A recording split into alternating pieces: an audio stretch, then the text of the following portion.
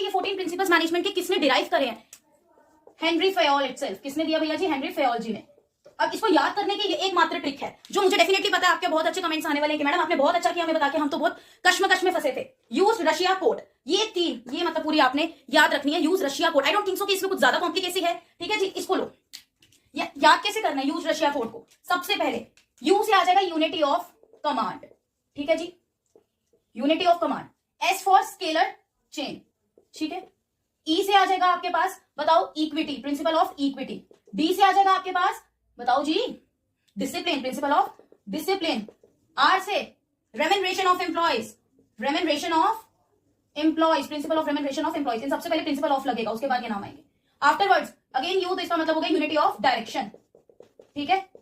S for एक scalar chain हो गया, कैसे क्या होगा? Subordination of individual interest to general interest, individual interest to general interest. मतलब अपने अकेले के ऑब्जेक्टिव की बजाय आप ऑर्गेनाइजेशन का एक इंटीग्रेटेड ऑब्जेक्टिव सेट करो कि मुझे ऑर्गेनाइजेशन के लिए काम करना है, ठीक है, कॉमन ऑब्जेक्टिव पे, ठीक है। फिर ऐसे क्या आ जाएगा आपके पास, बताओ, और क्या हो सकता है? स्केलर चेन हो गया, subordination of individual interest to general interest हो गया, and what else left with S? हाँ जी, kindly let me know in the comment section. बताओ जी क्या आएगा?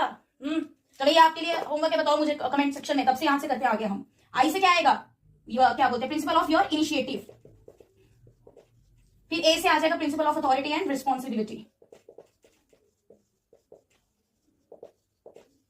फिर सी से सेंट्रलाइजेशन एंड डिसेंट्रलाइजेशन, पुत्र जी, सेंट्रलाइजेशन एंड डिसेंट्रलाइजेशन, ठीक है। फिर ओ से क्या आएगा आपके पास? Unit, sorry, principle of order, for from the principle of division of work. इसको हम डिवीजन ऑफ लेबर भी बोलते हैं, जिसको टास्क को हमने डिवाइड। ई से principle of spirit, D cord.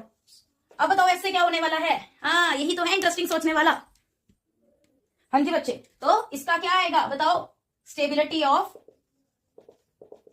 Tenure of personnel.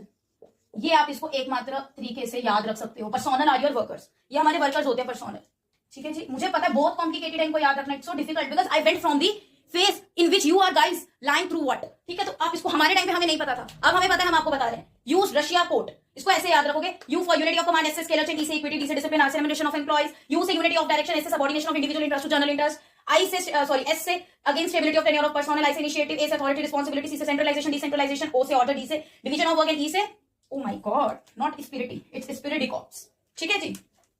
Was misprint with the spellings, okay, बोला कुछ लिखा कुछ, एनीवेज। अब इनको याद कैसे रखना है? ये तो आपको याद रखना है कोड के, यूज रशिया कोड, मैं बार बार बोल रही हूँ। हो गए 14 प्रिंसिपल्स, लेट्स सी 1 2 3 4